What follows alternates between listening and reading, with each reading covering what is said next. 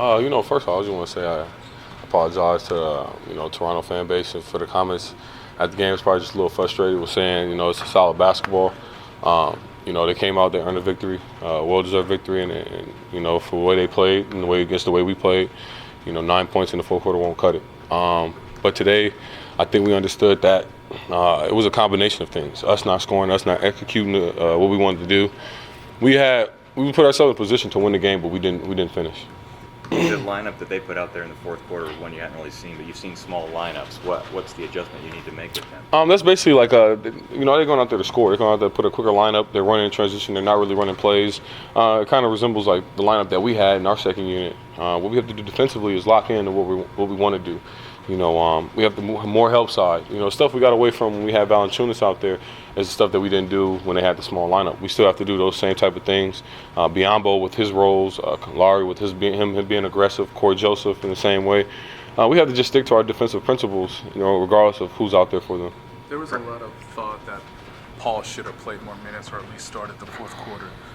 Obviously, there are other guys on the team, and he had a stellar night. But how do you feel everyone else understands the situation of, you can't all fall on one guy? Yeah, I think people are big on that because of the outcome of the game. If we would have won the game, nobody would have said anything about Paul playing whatever minutes. It's because he was the way he was going, But that has its own, good and bad thing too. You don't want to just keep trying to get Paul to just keep hitting home run balls every single time. Paul's going to put us in a position. He's going to do what he does every game to put us in a position to win. But it's still 70 other points that count for it, 60 other points that count for it. And if he can do it himself, I'm pretty sure he would. He needs to get his rest. He needs to be able to go in there and be able to finish it strong and trust that the guys behind him can go in there defensively and take care of business. Today, what would you say was Frank's message, and how do you feel you and everyone else sort of received it? Just keep executing. I think we all believed in what we were doing. We did it for 36 minutes. Like Coach said, we didn't have that game won. You have it won when you win the game. And we kind of probably let up on our guards, let go a little bit of what we were doing, and they were more aggressive. Right now, playoffs is all about desperation. The more desperate team. We watched the clip where Kyle Lowry shot a three, went in there, got his own rebound, kicked it out for another play.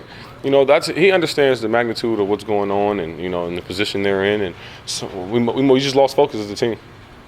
You were on the team when they were down 3-2 2 years ago against the Hawks. What did you see around the team or kind of feel that allowed the Pacers to come back in that series? Oh, just being a team. It's a little different because they played Atlanta, I think 2 years prior back. So you kind of knew Atlanta like the back of our hand. Toronto's a different team. They're a better team this year. What we have to understand is we're going to do it as a team.